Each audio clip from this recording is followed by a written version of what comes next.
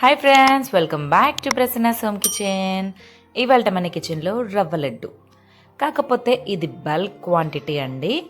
Home made cakes, chocolates చేస్తాను కదా. So నా ఫేస్బుక్ ఐడిలో నేను రవ్వ లడ్డు ఇంట్లో కోసం చేసిన వీడియో చూసి తెలిసిన అన్నయ్య వాళ్ళు అడిగారు.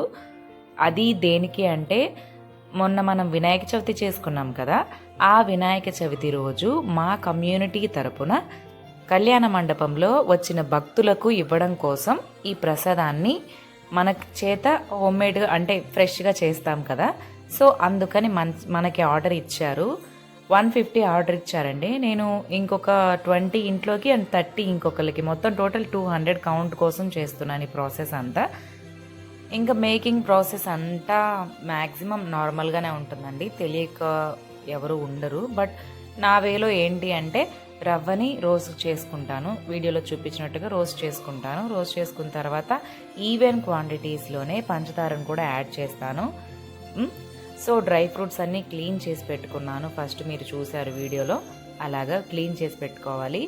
కొబ్బరి కూడా ఫ్రెష్ కొబ్బరిని అప్పుడే టెంకాయ తీసుకొచ్చి కట్ చేసి పెట్టుకొని మిక్సీ వేసి ఈ వేగిన రవ్వతో పాటు కలిపి ఆ పచ్చి కొబ్బరి యాలుకలు కలిపిన మిశ్రమం ఇంకొంచెం సేపు బాగా వేయించుకొని ఆ తర్వాత పంచదార కలుపుకొని స్టవ్ ఆఫ్ చేసి, ఇప్పుడు చూస్తున్నారు కదా, ఇలా పెద్ద డేషాలోకి పెద్ద డిష్లోకి తీసుకున్న తర్వాత కాచిన పాలు. సో మనకి లడ్డు ఎంత ఫ్రెష్గా ఉండాలి అంటే, పాలు కానివ్వండి, రవ్వ కానివ్వండి, పంచదార కానివ్వండి, ఇలాచి కానివ్వండి, వేసే పచ్చి కొబ్బరితో సహా అన్నీ అంత ఫ్రెష్గా, అంత కరెక్ట్ స్టేజ్లో ఉండాలి. అంటే రవ్వ మాడకూడదు అండ్ పచ్చిగా ఉండకూడదు. ఎగ్జాక్ట్గా మనకి మంచి అరోమా వచ్చేంత వరకు దగ్గరుండి ఫ్రై చేసుకోవాలి. అప్పుడే చూడ్డానికి ఇలా చక్కగా ఉంటుంది. చూసారు కదా, అంతా మిక్స్ చేసుకున్న తర్వాత హ్యాండ్ తోటి ఇలాగా పాలు, కాచిన పాలండి, పచ్చిపాలు పోయొద్దు పొరపాటును కూడా. సో స్మెల్ వచ్చేస్తాయి. కాచిన పాలు గనక ఇలా పోసి కొంచెం కొంచెంగా కలుపుతూ, ఆఫ్టర్ దట్ పక్కన పెట్టినంతసేపు కూడా పైన పాలు చిలకరించి క్లాత్ కానివ్వండి, ప్లేట్ కానివ్వండి క్లోజ్ చేసి పెట్టండి, లేదంటే డ్రై అయిపోతాయి. ఓకే, చూస్తున్నారు కదా, ఇలా డ్రై ఫ్రూట్స్ మిడిల్లో స్టఫ్ చేసుకుంటూ చేసాము ఇలాగా. అంటే ఇది సెకండ్ టైం అనమాట చేయడం, ఎందుకంటే చాలా సాఫ్ట్గా ఉంటాయి కదా. పాలు చిలకరిస్తూ చల్లుతూ కొంచెం కొంచెం చేసుకుంటాం కాబట్టి రవ్వ లడ్డు 2 రోజుల వరకు ట్రస్ట్ మీ ఇంతే సాఫ్ట్గా ఉంటాయి, యమ్మీగా అనిపిస్తాయి అసలు.